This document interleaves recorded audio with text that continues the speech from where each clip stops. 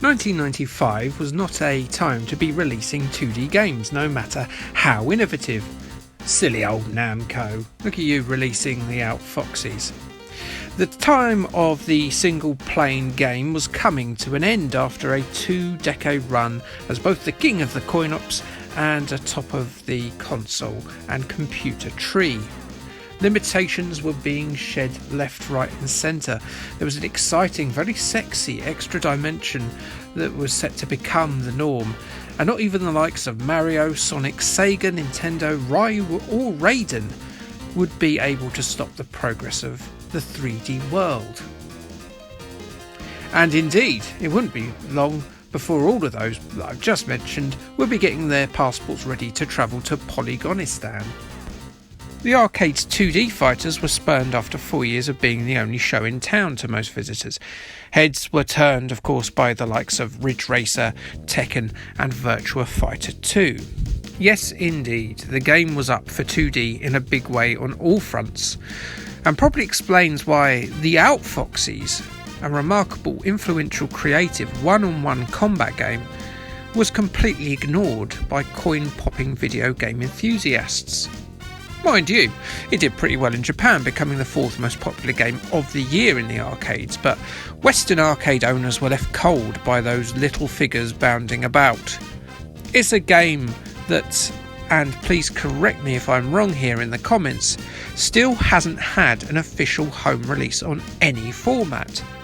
Even in the times of Game Passes, PlayStation Networks and Nintendo eShops. It nearly appeared on the PlayStation 1 back in the day, at least according to Game Fan magazine, but sadly that game never materialised. And when I say sadly, I mean sadly. In a world where Bubsy 3D, Chef's Love Shack and Hooters Road Trip was spat out onto a black PlayStation 1 disc, it really is a ruddy crime that Outfoxies never appeared and became the multiplayer classic for the home that it should have done. The Outfoxies was one-on-one combat redefined. The expansive arenas are filled with scattered weaponry and are covered in reactive and timed traps that alter the playfield dramatically as you play on them. Rather than pulling off dragon punches and spinning pile drivers, the gameplay is far more similar to Rolling Thunder, Shinobi or Elevator Action Returns. You must leg it quickly to the nearest crate, crack it open with the speed of a kid unwrapping an N64 on December the 25th, 1997, and while you may get a high-risk grenade or a low-usage pistol, you may well uncover a flamethrower, a rocket launcher or a machine gun. You can still get brutal with your fists, a sword or a barrel, but it's strongly recommend you pick up some firearms as quickly as you can. Nintendo fans are probably looking at this and are currently thinking, this looks a lot like Super Smash Bros., only with less tin-legged fox pilots and overweight but agile plumbers. Yes, absolutely.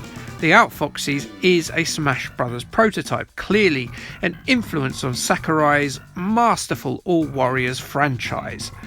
Outfoxies was created by a relative unknown in Namco's ranks called Masatoru Umada, whose creator credits are decidedly minimal. But this Outfoxies, he's got a simplistic 2017 game on the iPhone and Android called Cosmic Batter Defense, and he's got a game he released just a little bit after Outfoxies called Dancing Eyes.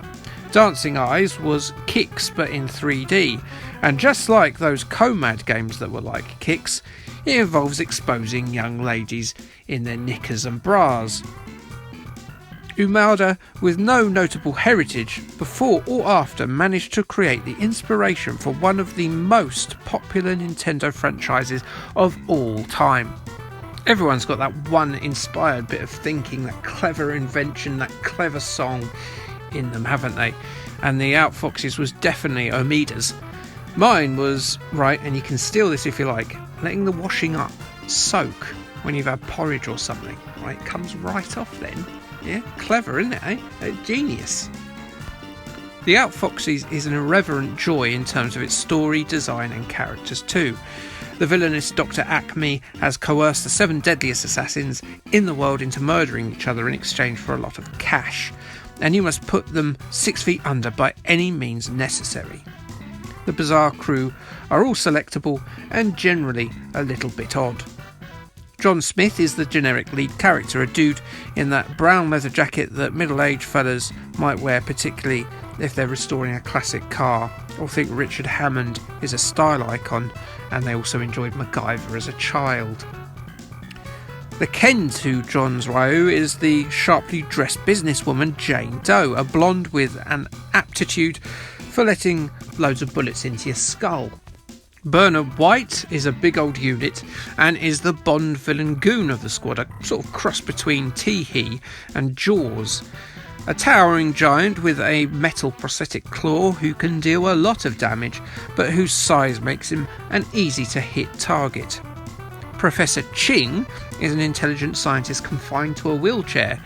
He gets flung about still and is a skilled martial arts fighter who uses his chair to his advantage, including the fact that the back of his chair, well, it's completely bulletproof.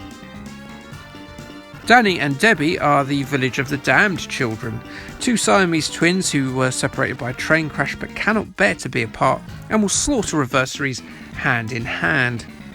Then we have former child star Eve, who has turned to a life of crime whilst looking like she dresses from Cyndi Lauper's bin. Yes, she is accompanied by her pet iguana that mainly sits on her shoulder, but no, the iguana doesn't use a semi-automatic rifle. Sad story. An animal who does use automatic rifles is Dweeb, a very well-dressed chimpanzee who is very spry and agile and is also the smallest target. I love the way he holds a machine gun, and you can imagine Bubbles the chimp doing that when the FBI threatens to confiscate Michael Jackson's hard drive. A diverse cast of buffoons, I'm sure you'll agree, and perfect for the craziness that ensues in the varied levels. The playfield is a smorgasbord of state-of-the 2D art 1995 trickery with scaling and rotation in overdrive. The screen zooms in and out depending on the distance of the opponents, and while the graphics do look a little bit jagged, for the most part they serve the smooth, reactive gameplay very well indeed. The 2 buttons used are attack and jump, and you can use them to hop around the large stages fluidly. It's pretty intuitive, maybe a bit fiddly on your first go, but if you can't figure out a 2-button control system, maybe video games aren't for you. The chimpanzee here dresses itself in tuxedos and performs assassinations with grenades, and you can't master a 2-button control. You are a fool, sir. Or madam. Alongside the aforementioned standard weaponry of guns and swords, different situational weaponry will present itself, such as a large fish, food, or indeed nuclear missiles. You can also take advantage of environmental dangers and can kick opponents off of trains, yachts, into timed explosions and collapsing helicopters, and into shark and piranha tanks for heavy damage. The playing level is affected by the turmoil going on inside, violently nosediving and shaking at launched rockets or grenades. A nice touch. The train level has some weaponry on the roof, but you'll need to make sure you look out for tunnels. Should you come a cropper and fall off of the environment, just like Smash Brothers, it's not necessarily the end of your attempt, and the game will restore you in the arena using some comedy manner or other, at the expense of some of your health bar, of course. As previously mentioned, the stages will alter as chaos ensues on them. The skyscraper will explode, the aquarium bursts, causing the level to fill with water and its flesh-hungry denizens, and the luxury yacht hits some choppy weather, causing it to come close to capsizing. The final mission is similarly cinematic, with a twist-end adversary and a dumb action movie trope ending for that villain. Whoops. The Outfoxies truly is an overlooked classic, and one I hope that Namco eventually releases at a budget price on Steam or the Nintendo eShop or something. It deserves an audience in all its hilarious, chaotic glory. A brilliant, overlooked gem filled with neat, funny touches. Top-hatted chimps and all. Like, subscribe, and K thanks, bye.